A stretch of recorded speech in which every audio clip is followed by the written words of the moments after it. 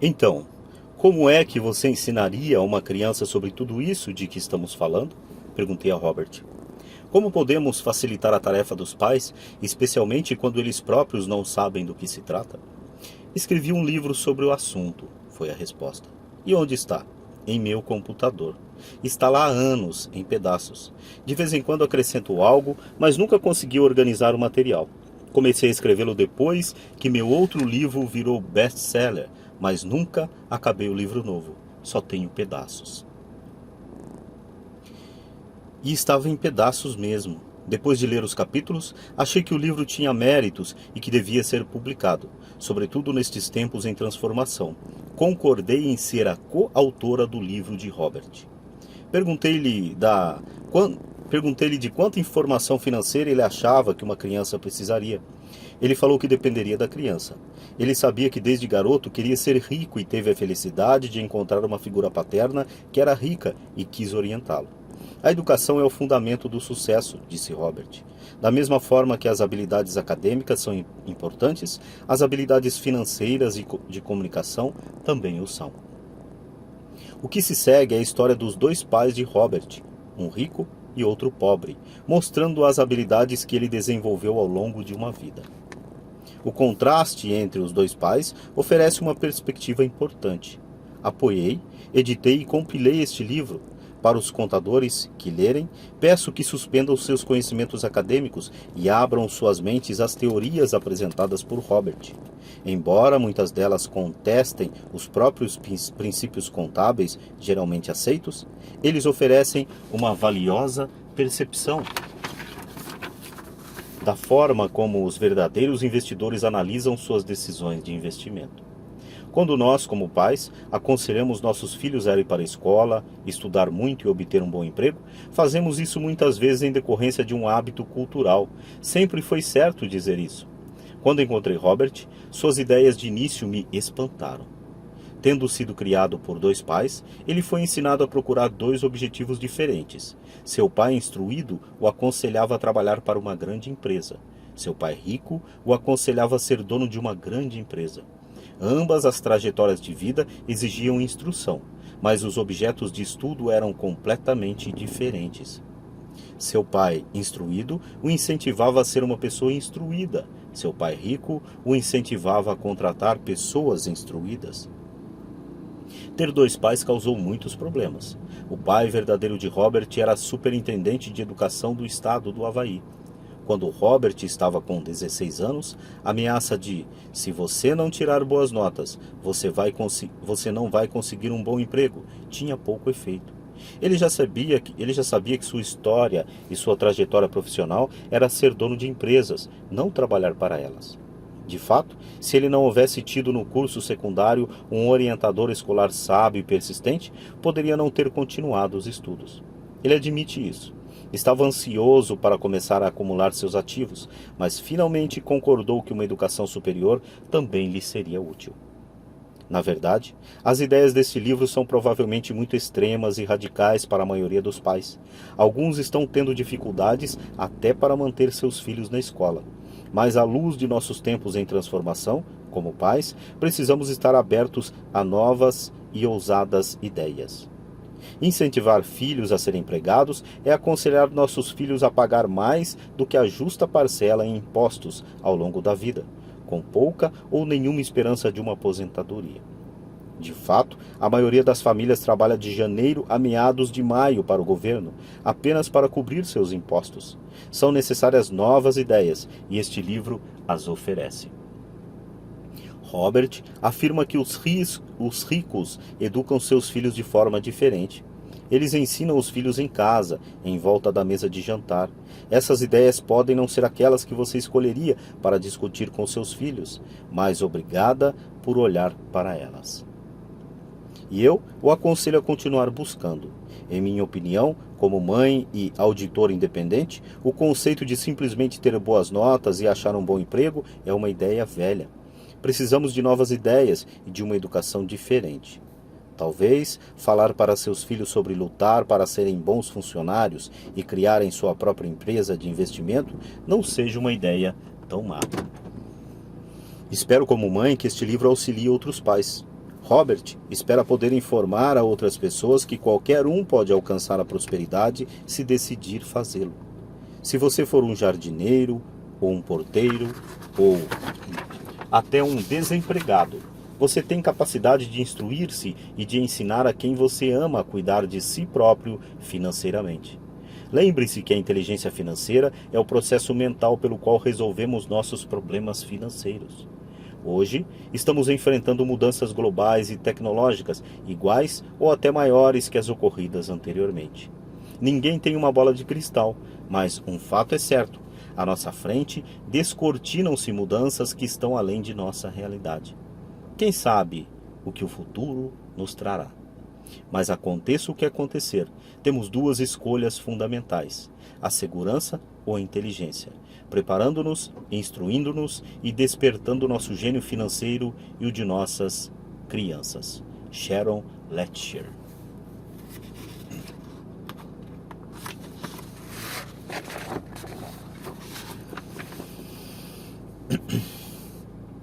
Tive dois pais, um pai pobre e um pai rico. Um era muito instruído e inteligente, tinha PhD e fizeram um curso universitário de graduação com duração de 4 anos, em menos de 2. Foi então para a Universidade de Stanford, para a Universidade de Chicago e para Northern University, sempre com bolsa de estudos. O outro pai nunca concluiu o 2º grau. Ambos foram homens bem-sucedidos em suas carreiras e trabalharam arduamente durante toda a vida. Ambos auferiram rendas consideráveis. Contudo, um sempre enfrentou dificuldades financeiras, o outro se tornou o homem mais rico do Havaí. Um morreu deixando milhões de dólares para sua família, para instituições de caridade e para sua igreja. O outro deixou contas a pagar. Ambos eram fortes, carismáticos e influentes. Ambos me ofereceram conselhos, mas não aconselhavam as mesmas coisas. Ambos acreditavam firmemente na instrução, mas não sugeriram os mesmos estudos. Se eu tivesse tido um único pai, teria tido que aceitar ou rejeitar seus conselhos. Tendo dois, tive a escolha entre pontos de vista contrastantes: a visão de um homem rico e a visão de um homem pobre. Em vez de aceitar ou rejeitar simplesmente um desses pontos de vista, me descobri pensando mais, comparando-os e escolhendo por mim mesmo. O problema é que o homem rico ainda não era rico e o homem pobre ainda não era pobre. Ambos estavam no início de suas carreiras e lutavam por dinheiro e família. Mas eles tinham ideias muito diferentes sobre o dinheiro. Por exemplo, um pai dizia, ou melhor, um dos pais dizia: o amor ao dinheiro é a raiz de todo mal. O outro: a falta de dinheiro é a raiz de todo mal. Quando garoto, a influência de dois pais, ambos homens fortes, era uma situação complicada. Eu queria ser um bom filho e ouvia, mas os dois pais não falavam a mesma língua. O contraste entre suas ideias, especialmente no que se referia ao dinheiro, era tão extremo que eu ficava curioso e intrigado. Comecei a pensar profundamente sobre o que cada um deles dizia. Muito do meu tempo era gasto refletindo, fazendo-me perguntas como: por que ele fala isso? A respeito das afirmações dos pais. Teria sido muito mais simples falar: sim, ele está certo. Concordo com isso. Ou simplesmente rejeitar o ponto de vista dizendo: o velho não sabe do que está falando. Porém, tendo dois pais que eu amava, fui forçado a pensar e a escolher um dos caminhos por mim mesmo. Esse processo de escolher por mim mesmo se mostrou muito valioso no longo prazo. Não se tratou simplesmente da aceitação ou da rejeição de um único ponto de vista. Uma das razões pelas quais uma das razões pelas quais os ricos ficam mais ricos, os pobres mais pobres e a classe média luta com as dívidas é que o assunto dinheiro não é ensinado nem em casa, nem na escola. Muitos de nós aprendemos sobre o dinheiro com nossos pais. O que pode dizer um pai pobre a respeito do dinheiro para seu filho? Ele simplesmente diz: fique na escola e estude muito. O filho pode se formar com ótimas notas, mas com uma programação financeira e uma mentalidade de pessoa pobre. Isso foi aprendido pelo filho em sua tenra idade. O dinheiro não é ensinado nas escolas. As escolas se concentram nas habilidades acadêmicas e profissionais, mas não nas habilidades financeiras. E isso explica por que médicos, gerentes de banco e contadores inteligentes que tiveram ótimas notas quando estudantes terão problemas financeiros durante toda a vida. Nossa impressionante dívida nacional se deve em boa medida a políticos e funcionários públicos muito instruídos que tomam decisões financeiras com pouco ou nenhum treinamento na área de dinheiro. Muitas vezes penso no novo milênio e imagino o que acontecerá quando houver milhões de pessoas precisando de assistência financeira e médica. Eles se tornarão dependentes do apoio financeiro e de suas famílias ou do governo. O que acontecerá quando o Medicare e a Seguridade Social ficarem sem dinheiro? Como uma nação sobreviverá se ensinar sobre dinheiro? Ou melhor, como uma nação sobreviverá se ensinar sobre dinheiro continuar sendo tarefa dos pais, cuja maioria será ou já é pobre? Como tive dois pais a me influenciar, aprendi com ambos. Tive que refletir sobre os conselhos de cada um deles e percebi o poder e o impacto dos nossos pensamentos sobre nossa própria vida. Por exemplo, um pai costumava falar: não dá para comprar isso. O outro proibia o uso dessas palavras. Insistia que eu falasse: o que eu posso fazer para comprar isso? Num caso, temos uma afirmação, no outro, uma pergunta. Um deixa você sem alternativa, o outro obriga você a refletir. Meu pai, que logo ficaria rico, explicava que ao falar automaticamente "não dá para comprar isso", seu cérebro para de trabalhar. Ao perguntar "o que eu posso fazer para comprar isso?", você põe seu cérebro trabalhando. Ele não estava dizendo que comprasse tudo o que desejasse. Ele incentivava fanaticamente que exercitasse minha mente, o computador mais poderoso do mundo. Meu cérebro fica mais forte a cada dia porque eu o exercito. Quanto mais forte fica, mais dinheiro ganho. Eu acreditava que repetir mecanicamente "não dá para comprar isso" era um sinal de preguiça mental. Embora ambos os pais trabalhassem com afinco, observei que um deles tinha o hábito de pôr seu cérebro a dormir quando o assunto era dinheiro, e o outro tinha o costume de exercitar seu cérebro. O resultado era que, ao longo do tempo, um dos pais ficava mais forte financeiramente e o outro enfraquecia. Isso não é muito diferente do que ocorre quando uma pessoa faz exercícios físicos regulares, enquanto a outra senta no sofá e fica assistindo à televisão. O exercício físico adequado aumenta suas chances de ter boa saúde, e o exercício mental adequado aumenta suas chances de ficar rico. A preguiça reduz tanto a saúde quanto a riqueza. Meus dois pais tinham atitudes mentais diferentes. Um acreditava que os ricos deviam pagar mais impostos para atender os menos afortunados. O outro dizia: os impostos punem os que produzem e recompensam os que não produzem. Meus dois pais tinham atitudes mentais diferentes. Um dos pais recomendava: estude arduamente para poder trabalhar em uma boa empresa. O outro falava: estude arduamente para poder comprar uma boa empresa. Um dos pais dizia: não sou rico porque tenho filhos. O outro: tenho que ser rico por causa de vocês, meus filhos. Um incentivava as conversas sobre dinheiro e negócios na hora do jantar. O outro proibia que se falasse do assunto durante as refeições. Um dizia: em questões de dinheiro, seja cuidadoso, não se arrisque. O outro: aprenda a administrar o risco. Um recomendava: nossa casa é o nosso maior investimento e nosso maior patrimônio. O outro: minha casa é uma dívida, e se a sua casa for seu maior investimento, você terá problemas. Ambos os pais pagavam suas contas no prazo, mas um deles pagava suas contas em primeiro lugar, enquanto o outro as deixava para a última hora. Um deles acreditava que a empresa ou o governo deveria cuidar de você e de suas necessidades. Estava sempre preocupado com aumentos salariais, planos de aposentadoria, benefícios médicos, licenças de saúde, férias e outros benefícios. Ele ficava impressionado com dois de seus tios que foram para o exército e se aposentaram com vários benefícios após 20 anos de serviço ativo.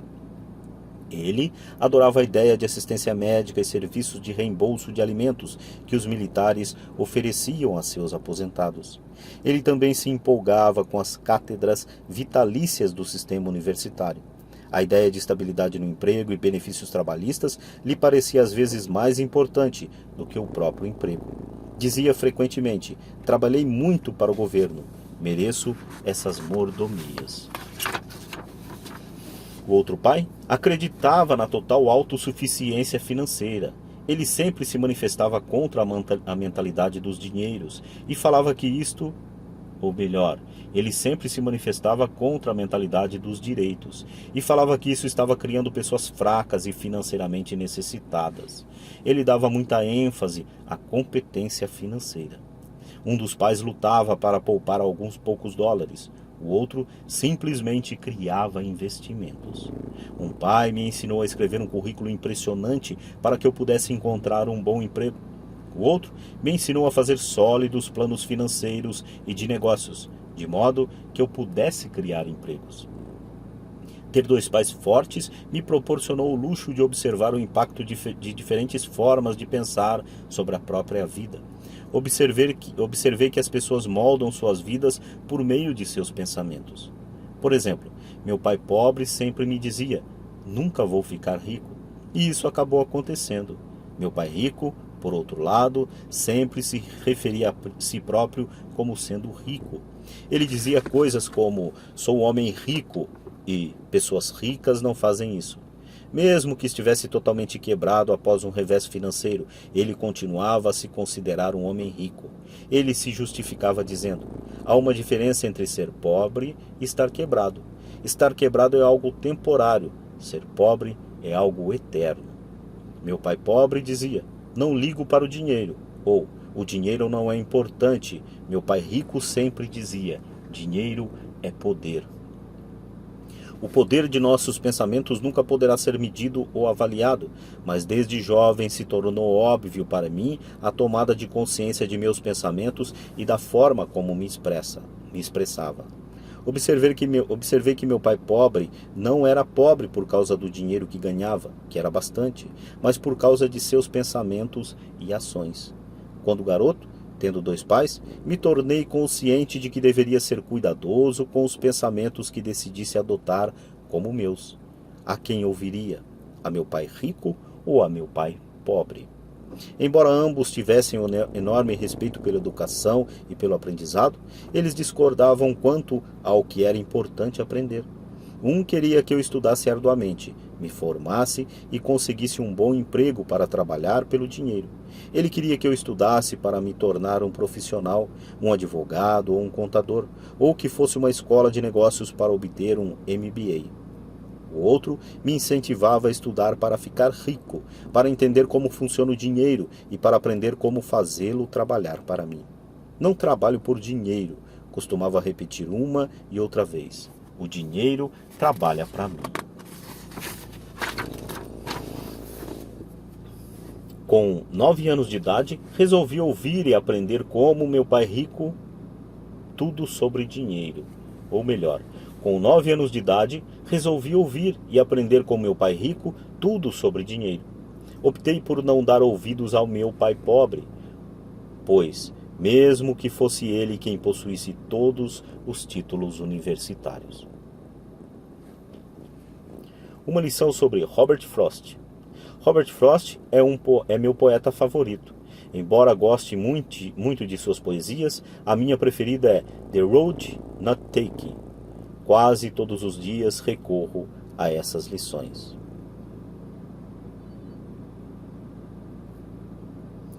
Robert Frost, 1916. O caminho não escolhido. Num bosque amarelo, 2 caminhos se separavam. E lamentando não poder seguir os dois, e sendo apenas um viajante, fiquei muito tempo parado, e olhei para um deles tão distante quanto pude, até que se perdia na mata. Então segui o outro, como sendo mais merecedor, e vendo talvez melhor direito. porque coberto de mato e querendo uso, embora os que por lá passaram os tenham realmente percorrido de igual forma.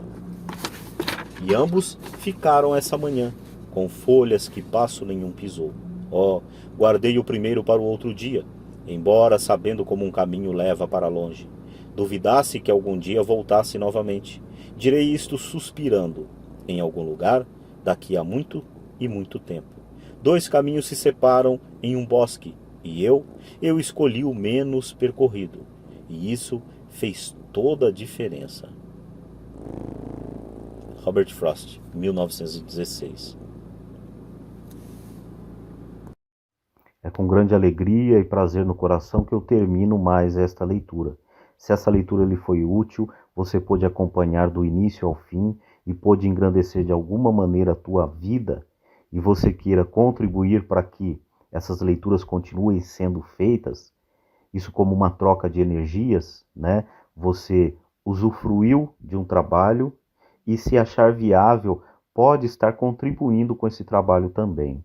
Então, se você quiser contribuir com esse trabalho, abaixo aí na descrição você tem aí os dados para que você possa contribuir também e fazer a troca de energias, pois é dando que se recebe. Eu dei o meu trabalho a vocês através desse áudio e, caso seja da tua vontade, eu poderei receber alguma coisa em contrapartida de quem está ouvindo.